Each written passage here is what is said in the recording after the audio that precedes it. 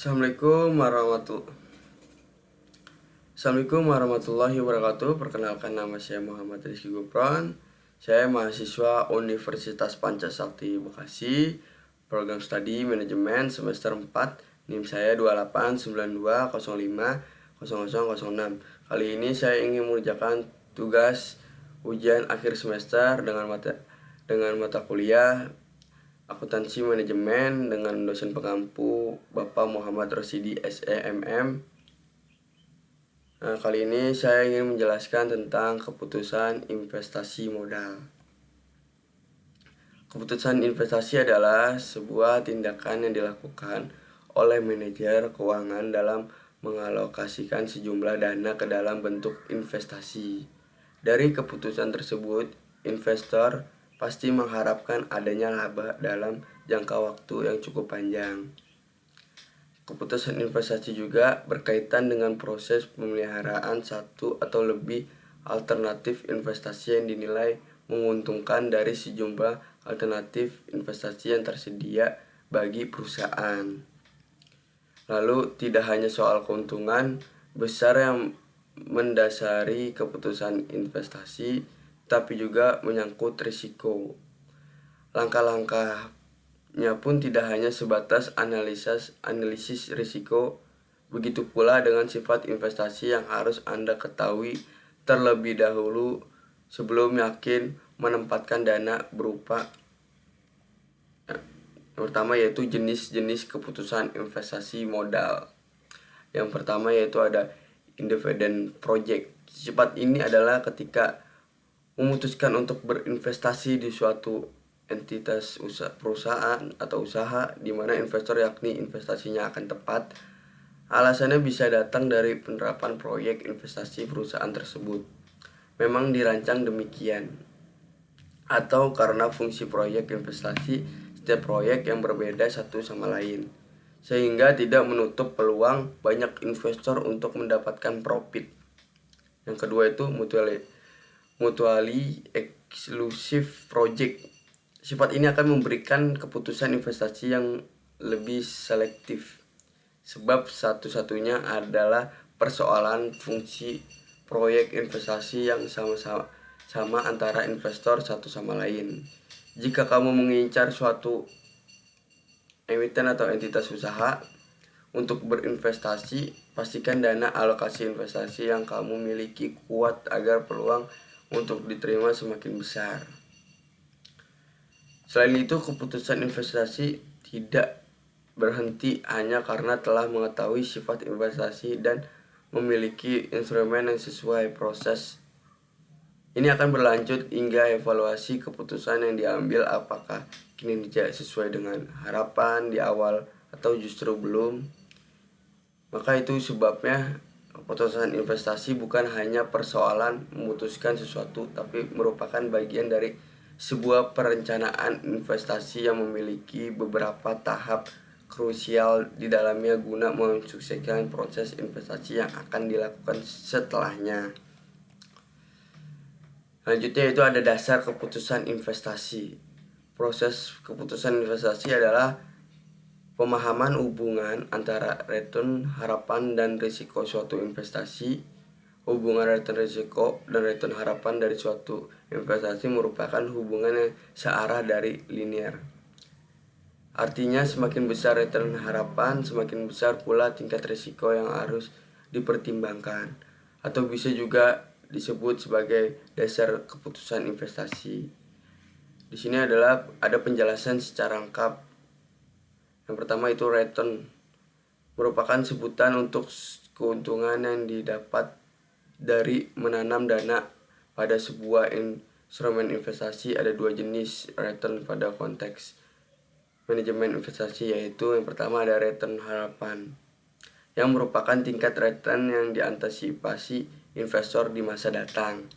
Yang kedua itu dan return aktual atau yang merupakan tingkat return yang telah diperoleh investor pada masa lalu.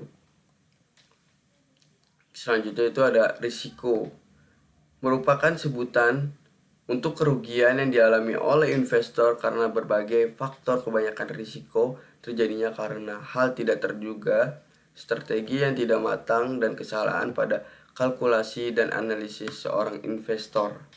Yang kedua itu hubungan tingkat risiko dan return harapan, yang merupakan hubungan yang bersifat searah dan linear. Artinya semakin besar risiko suatu aset, semakin besar pula return harapan atas aset tersebut. Demikian sebaliknya. Oleh karena itu, sebelum yakin mendapatkan sebuah keputusan, investor biasanya akan membuat pertimbangan menyeluruh yang baik dan matang, terutama pada bagian dasar keputusan investasinya. Karena salah sedikit saja dampak merugikan sangat mungkin terjadi pada penempatan investasi. Ini yang selanjutnya ada cara pengambilan keputusan investasi. Dalam mengambil keputusan investasi terdapat beberapa langkah yang harus dilakukan guna mendapatkan solusi terbaik dan strategi investasi paling menguntungkan. Langkah-langkah tersebut bisa dikatakan sebagai proses keputusan investasi. Lalu proses keputusan investasi terdiri dari 5 tahap keputusan yang berjalan terus-menerus sampai tercapai keputusan investasi yang terbaik. Dan ini berikut beberapa langkah dan tahapan pada proses keputusan investasi. Yang pertama yaitu ada penentuan tujuan investasi. Yang pertama yaitu ada penentuan tujuan investasi. Pada tahap ini investor harus tahu apa tujuan mereka dalam berinvestasi, apakah itu jangka panjang atau pendek, atau risiko tinggi dengan potensi keuntungan yang tinggi, atau risiko rendah tapi dengan keuntungan yang rendah. Yang kedua itu ada penentuan kebijakan investasi. Tahapan ini dimulai dengan penentuan keputusan alokasi aset. Keputusan ini menyangkut pendistribusian dana yang dimiliki pada berbagai kelas aset yang tersedia, yaitu seperti saham, obligasi, sekuritas luar negeri, dan lain-lainnya. Yang ketiga itu pemilihan strategi portofolio.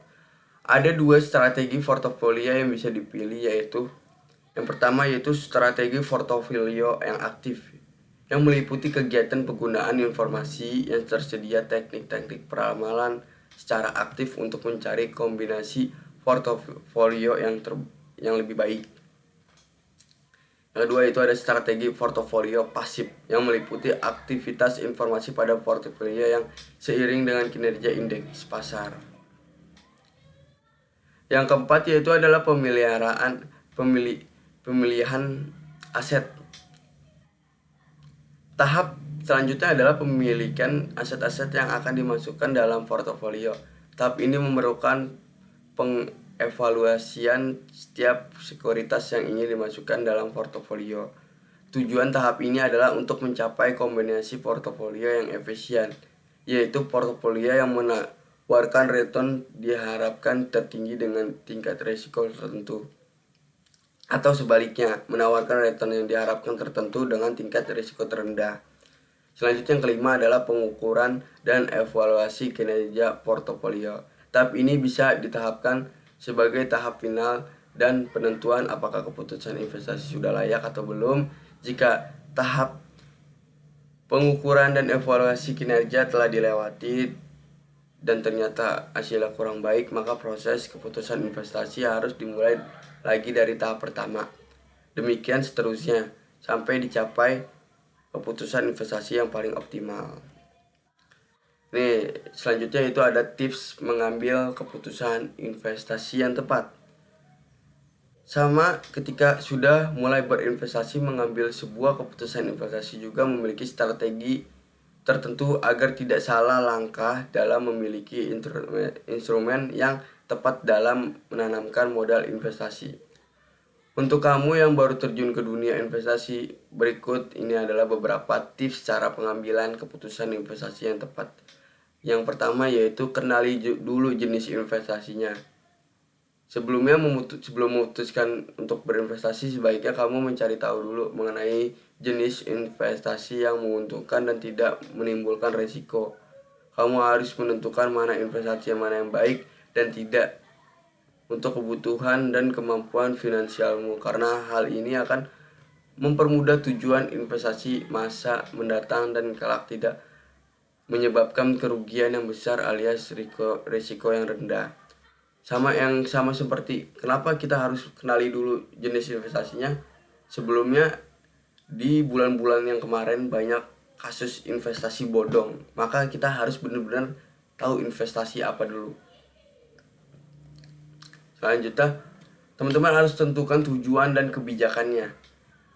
Menetapkan tujuan investasi akan lebih memaksimalkan hasil dari keputusan investasi, karena tujuan investasi akan lebih memotivasi investor dalam melakukan yang terbaik untuk perencanaan keuangannya dengan investasi menjadi bagiannya.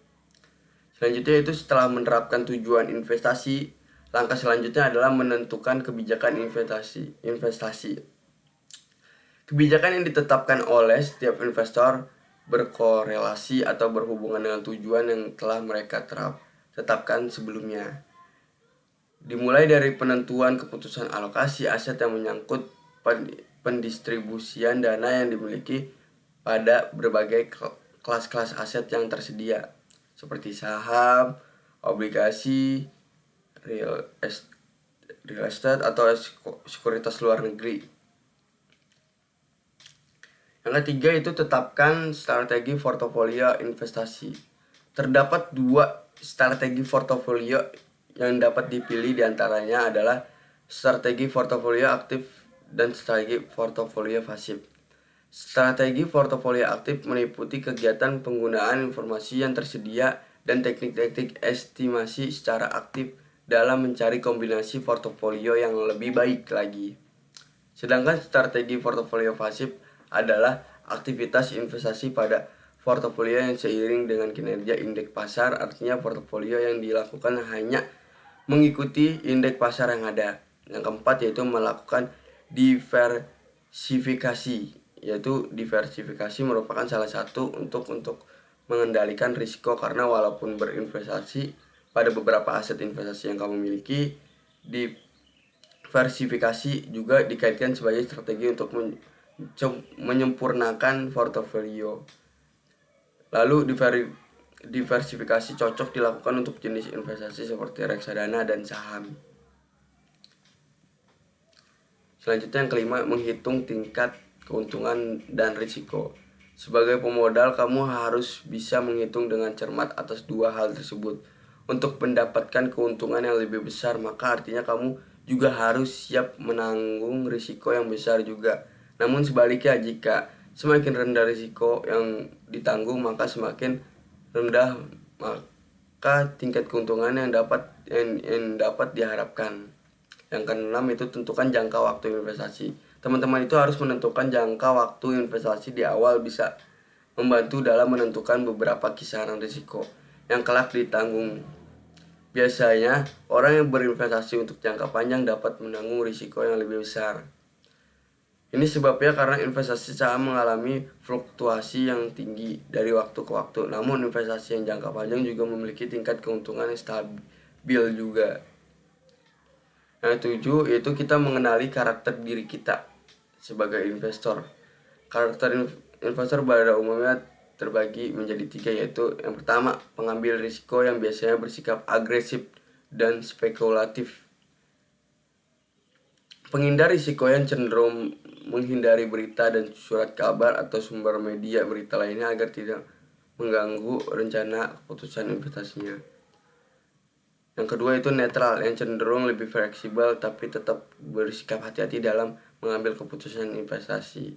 Yang ketiga itu dengan mengenali diri sendiri, menjadi investor seperti apa kamu nanti, kamu bisa menyusun strategi keputusan investasi lebih baik lagi karena bisa disesuaikan dengan karakter dan kebutuhan. Selanjutnya yaitu pahami dan sempurnakan. Belajar investasi tidak bisa hanya dilakukan 1 atau 2 hari saja. Seperti berbisnis, dalam berinvestasi kamu tidak hanya siap mendapatkan keuntungan, tapi juga kerugian. Oleh karena itu, mempelajari hal-hal mendasar seperti keputusan investasi sebelum berinvestasi tidak hanya bisa mengantarkan aset investasi ke strategi yang tepat, tapi juga keuntungan yang tinggi dengan risiko yang rendah. Nah, sekian, saya Muhammad Rizky Gufron. Maaf kalau ada kata-kata yang salah. Wassalamualaikum warahmatullahi wabarakatuh.